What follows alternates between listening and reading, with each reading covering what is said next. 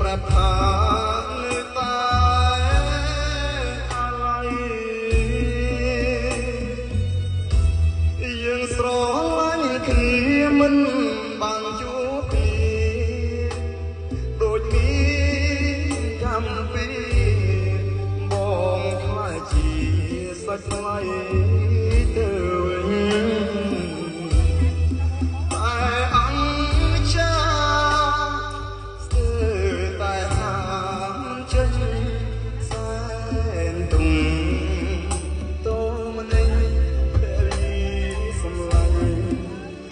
លោក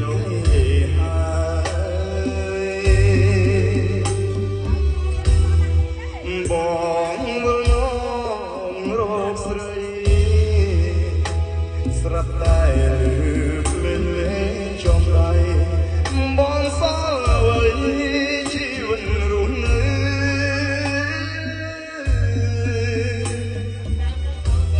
អូនហើយហៅគេថាម៉ែទៅគុំនឹកលីហើយណាក៏បងផ្ញើកូនផងណាមីបងបងសូមលីហើយបងលីហើយលីមួយជីវិតបាំងស្លាពេលដែលមេងងឹនអ